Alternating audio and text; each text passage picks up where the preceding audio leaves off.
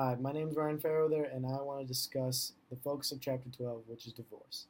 And divorce is defined as essentially the legal separation of a married couple. And so, to start off with, I want to talk about the history of divorce, the three main eras it's gone through over time, and how it's kind of evolved over time. And so, the first era started in 1669, and it's called the era of restricted divorce. And it's called this because divorce was not common at all, because the Catholic Church was very close with the law and it did not allow divorce.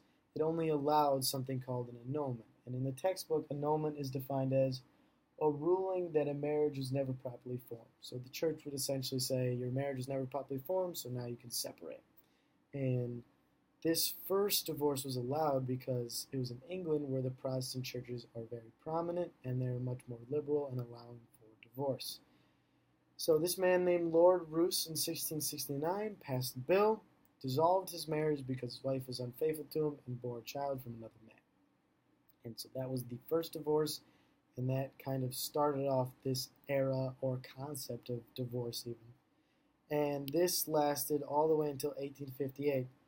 And in 1858, the second era, the era of divorce tolerance, started. And this started because U.S. courts added a law that allowed people to get a divorce on the grounds of mental cruelty, drunkenness, and failure to provide. This opened the door to women because now they can ask for a divorce if their husband is not able to provide for them or is a drunk and is mentally cruel to them. And this shifted marriage from an economic purpose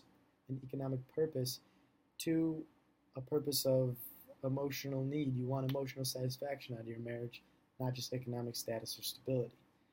And this rose the divorce rate, mainly because there were many more ways to get a divorce. And this ended in 1970, because in 1970, the start of the era of the unrestricted divorce, almost the opposite of the first era of divorce. And this started because there was a law passed that allowed no restriction divorces. So you can get something called a no-fault divorce.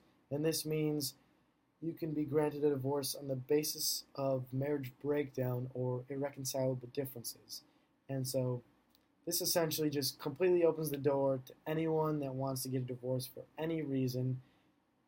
And it's a very big step forward because this means you don't have to have certain reasons, you don't have to be a certain type of person to get a divorce.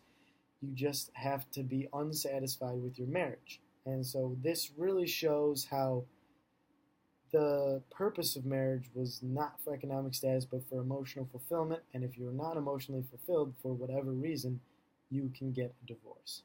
And this kind of shows how in the first era it was very, very restricted, and then it slowly opened the door, and then by 1970 it finally became unrestricted and everyone had access to a divorce. And this is much like the divorce laws of today. I think the third era of unrestricted divorce will probably be the last era, and it is kind of carried over into today's practices. So I hope you liked my video, and thank you for watching.